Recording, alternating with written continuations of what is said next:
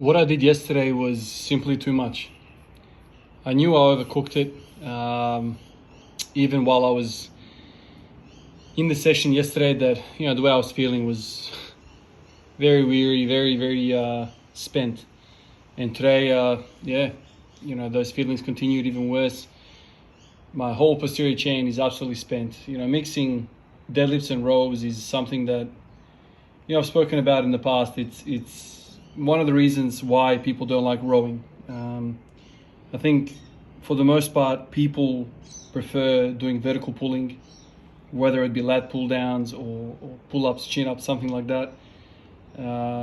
Especially people that are deadlifting on a consistent basis. The two seem to be competing for the same recovery points, for the same musculature, and mixing the two in really taxes the hell out of you. It's just simple as that. In the past, I've tried rowing. I never really stuck with it for a long period of time because of this exact feeling. It just completely wipes you out. Completely freaking wipes you out. Today's session was very much impacted by yesterday. And that's not a problem usually. But this level of effect is too much.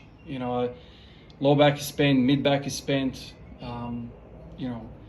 A lot of the times, I'll tell you guys, like the way I gauge true CNS fatigue is by, how hard can I clench my hands, just make a fist. Right now and also yesterday's session, I felt like I couldn't freaking clench my fist by the end of the session. I was like weak in my hands, right? So that's like the ultimate sign that you're spent, absolutely spent. I've been taking it quite easy with the squatting in recent times, like in the last 4 or 5 days, whatever it's been. Really taking it easy. I thought, okay, let's focus on rowing. Yesterday I was like, man, I haven't deadlifted in a while, let's do that. That 240 moved quite well for me. It wasn't a grind or anything, but the fact that I went down to 80 kilos rows just took everything out of me. I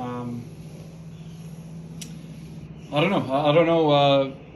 I'll continue rowing. Obviously, I'll do that because that's kind of what the whole little experiment is in my mind right now when it comes to everything. And I've spoken about how rows impact everything. Bench, squat, deadlift. Rows seem to have some sort of carryover in my mind, at least theoretically, for all of those lifts. So when something is that far-reaching in its effect, it's probably going to cost a lot of recovery points. And we don't have a lot of those. I don't care who you are, man, unless you're taking, performance-enhancing things, drugs. You have a finite, number of those points. And so how you spread out, your strategy, how you play the chessboard, it's up to you, really. But, this is the thing about being a natural lifter, being somebody that's a normal guy, right? A job, family, kids, house, all that normal stuff, not dedicated athletes that all they think about is training. When you're a normal guy, like your recovery points are low as it is as a natural, and then you throw in the working aspect and the normality of your life, then you're kind of down to very few points, and how you play them is even more important. Rowing seems to freaking dominate the recovery points. So there's a few ways to look at this. One way to look at it is like, oh, what a great exercise. You can row and improve all 3 lifts. That's one way to look at it. The other way to look at it is, okay, so you're rowing and you can't do any other lift. So, you're losing the specificity of actually doing other lifts. So basically when you row, you can't deadlift properly. I haven't felt it too much in bench pressing. I don't bench press that often anyway. But rowing was one of the factors why I stopped the 200 kilo streak. The moment I implemented that, I felt not right, felt taxed, fatigued, and my recovery curves on that graph started to kind of get a little bit murky. Whereas, before the inserting of rowing into my program, it was predictable. I kind of knew where I was, and I could plan, a 24-hour cycle, recovery, and I could kind of work out, okay, this is what I'll be doing today, and I won't overcook it because tomorrow I won't be able to recover if I overshoot it. As soon as I put rowing in, I was like, okay, so I didn't feel that bad rowing during the session, but then the following day I'm like, damn, this is really taking a lot out of me. And so, you put rowing and deadlifting into the same session, and wow, I mean, today would have been a fail for 200 for sure. For sure. There's no doubt about it. 200 would have not been possible today. Just feel tax. Like 120 front squat felt like it was a fight. Just don't have that security in my lower back. And yesterday I spent a whole bunch of time talking to you guys how the front squat for me is very, very, very much a back exercise. It's a spine exercise. It's a thoracic extension. It's a spine extension challenge while you are in a squatting motion. That's what it is. It's not the legs that are the trouble. As I've said, we know what the legs can do in the back squat. It's the freaking back.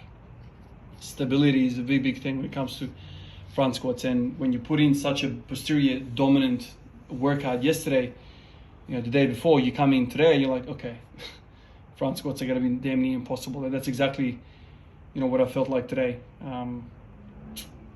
So, I don't know. I do remember a time when I was implementing deadlift every day into this program, into the, this streak, into the squat every day. And I could kind of do it. But once again, you kind of need to know where you stand with recovery. Like deadlifts, after a little while, it became predictable. I knew where, what sort of weight I could lift for a single. No way you could do volume, any meaningful volume deadlift, because that completely destroys everything else. So this, it's a consistent pattern with me. Anything posterior chain taxes the hell out of me. Really, really taxes, the hell out of me. And I know there's a lot of guys out there who are opposite.